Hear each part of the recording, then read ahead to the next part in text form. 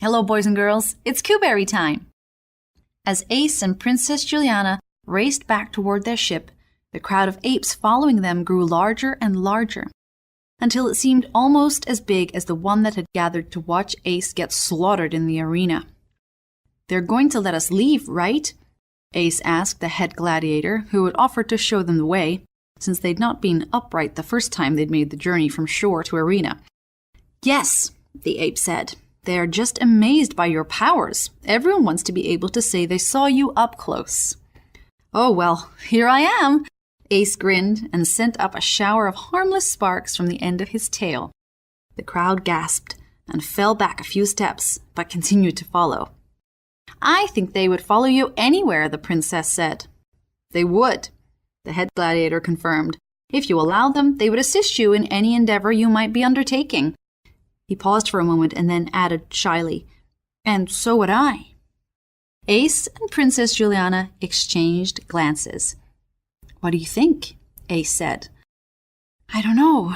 They were just about to kill us." "Yeah, but I'm thinking we may need all the help we can get. Maybe they want to make it up to us." "We do," the head gladiator said as they reached the waiting ship. "We had no idea of your mighty powers when we took you to that arena. We can serve you in some way. We're in your service." "You know," the princess said, "you really shouldn't kill anyone who just happens upon your island, whether they've got mighty powers or not." "Don't mind her," Ace said. "She's a little sensitive." "All right, here's what we could use." A short while later, Ace and the princess were resting on the deck of the ship, while a crew of able sea apes manned the controls and served on them hand and foot. They were followed by 3 more ships filled with apes who had wanted to join in on the mission, but couldn't fit on Ace's ship. While their diversion to the apes' island had been nerve-wracking and terrifying, it had ended up being a good thing. Even if they couldn't convince the Protector to give them control of the great weapon, maybe they would have a chance fighting against Victor with the apes. Maybe. "We're almost there, Your Highness," one of the apes said, bowing low to the princess. As soon as they had found out she was the princess, they had begun to treat her with even more groveling respect than they were giving Ace, the fire god. Princess Juliana stood and stretched.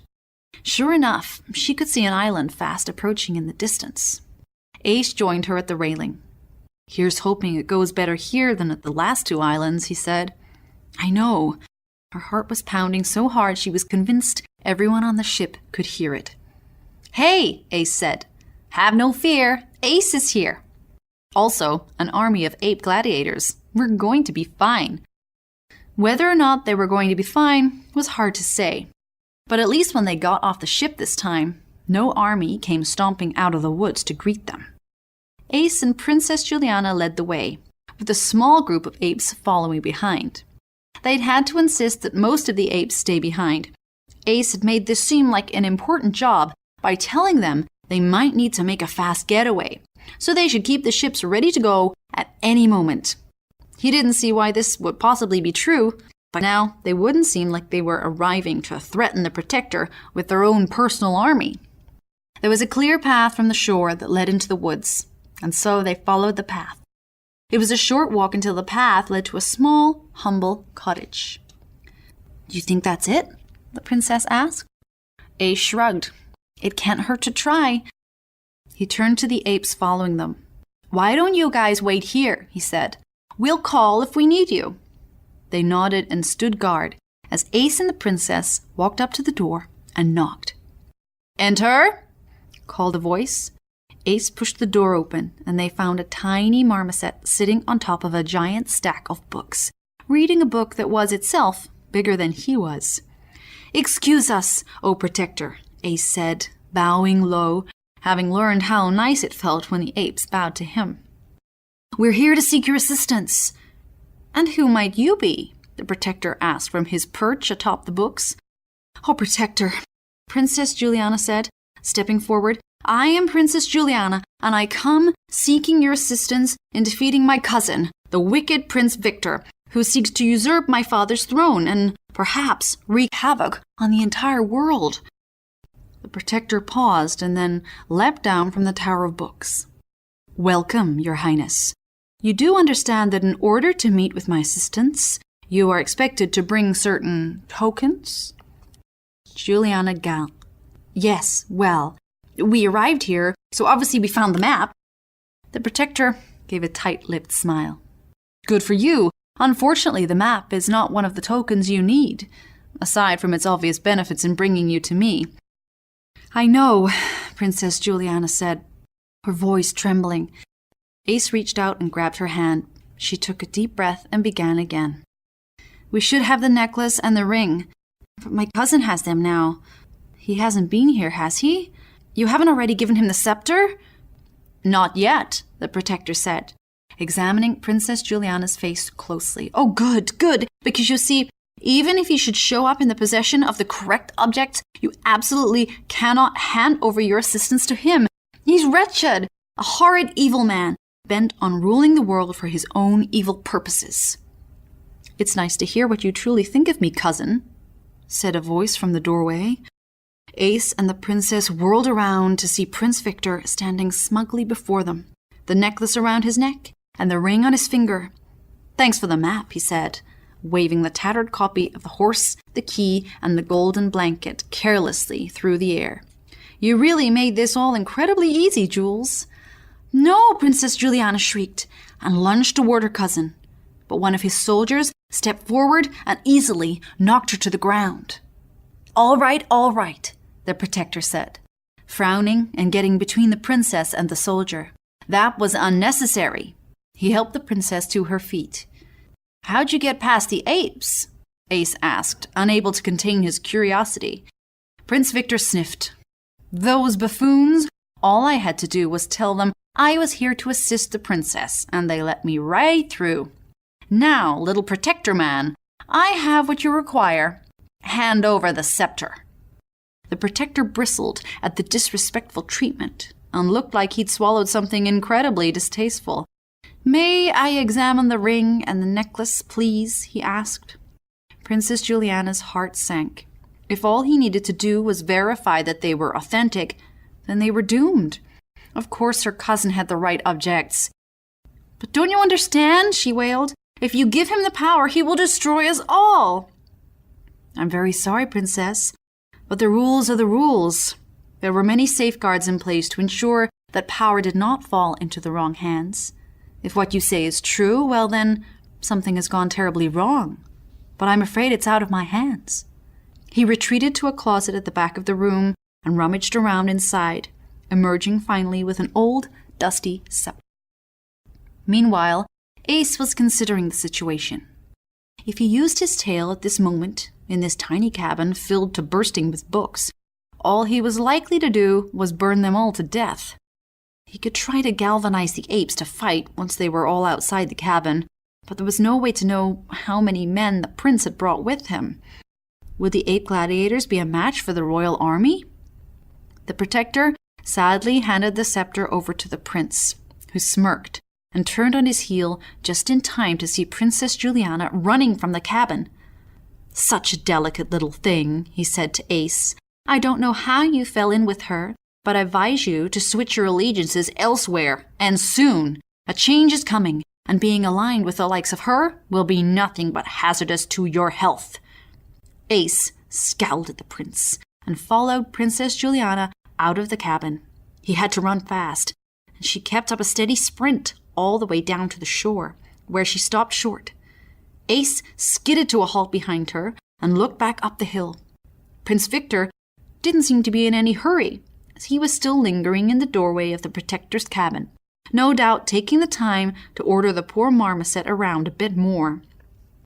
Royal soldiers of Chesterfield, the princess cried out, and Ace spun around to see what she was going to do next. The soldiers, who had accompanied Prince Victor on his voyage to the Protector's island, all straightened up and looked at the princess curiously. Her cousin might have usurped the true king. Princess Juliana had been their princess for 17 years, and it was hard to break themselves of the habit of respecting her as royalty. I beseech you, each and every one, to consider where your true loyalties lie. My cousin Prince Victor is not the true ruler of Chesterfield, as you know full well, and to remain in his employ is to follow a traitorous villain." Eyebrows raised all around as the soldiers shifted uncomfortably. The 8 gladiators who had accompanied Ace and the princess looked on curiously from the decks of the ships, which were clearly ready to set sail at any moment. Ace looked back up toward the cabin, where Prince Victor was chatting casually with the soldiers who had followed him up.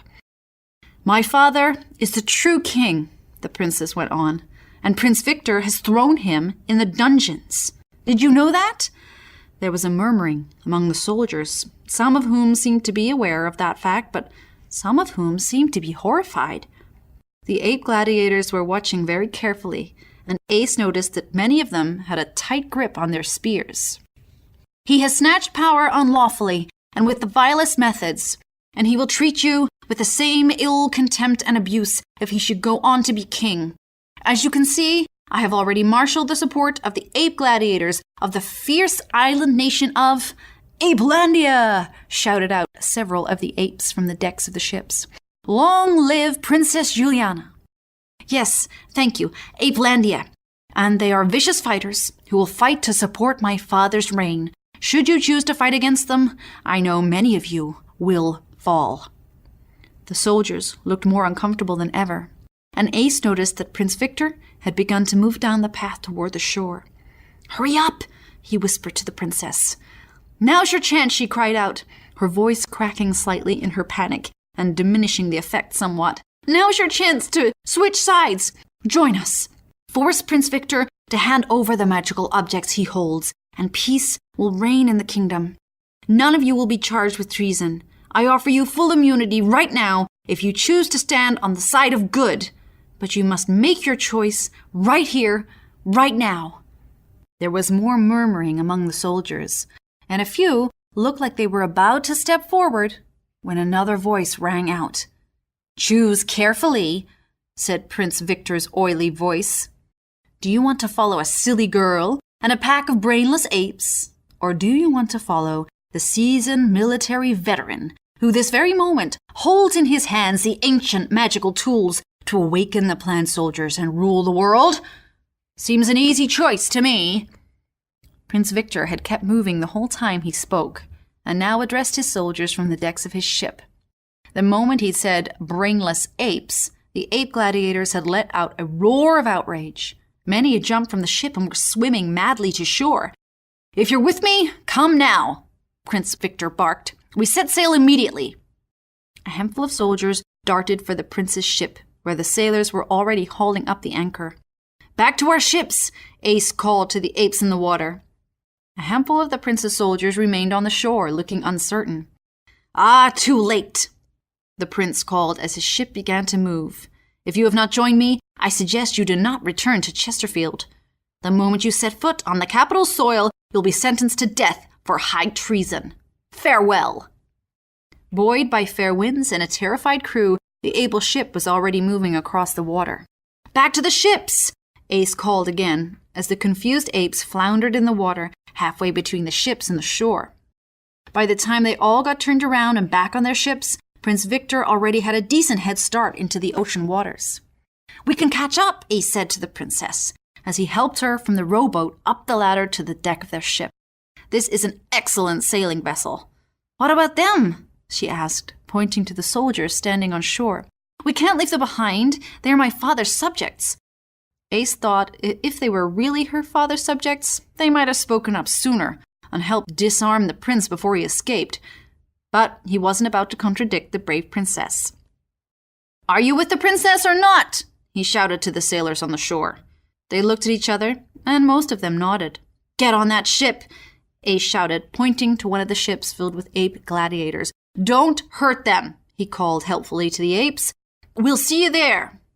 They didn't stop to see if the soldiers were brave enough to board the ship with the menacing-looking apes. There was no time for that. No, Ace gave the order to the ape he had designated as captain to set sail and do his best to catch up with Prince Victor, whose ship was still visible on the not-too-distant horizon. Their ship clipped along at a decent pace until they were, Ace thought, within a good striking distance. Then he decided to try something out.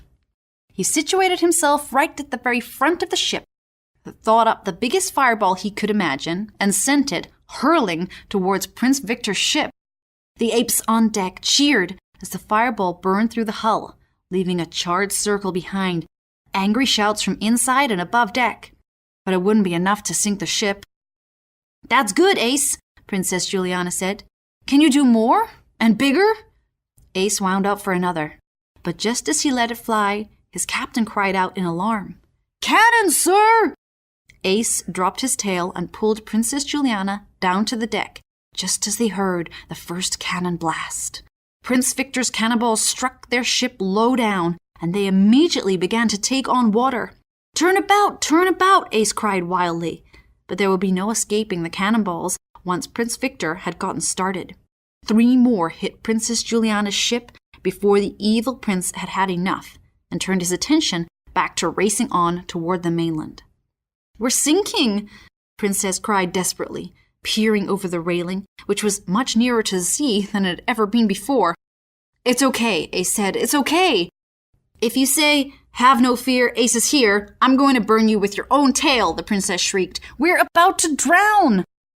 "But we have 3 more ships in our fleet," Ace cried. "Have no fear, the apes are here!" And he was right. The other 3 ships full of apes and a few straggling soldiers were just catching up, and one drew itself up alongside the sinking ship and spread out a gangplank to transfer passengers. Princess Juliana was the first one sent across, and it took a good 20 minutes to get everyone safely aboard. The other ships had gone ahead, with shouted instructions from Ace to follow Prince Victor's ship, stop him if they could, or fight him on the shore. As soon as everyone from the sinking ship was safely aboard the second vessel, they hurried on in hot pursuit. No more fireballs, Ace decided, at least not until they reached the safety of the land. That's all for today. I'll see you next time.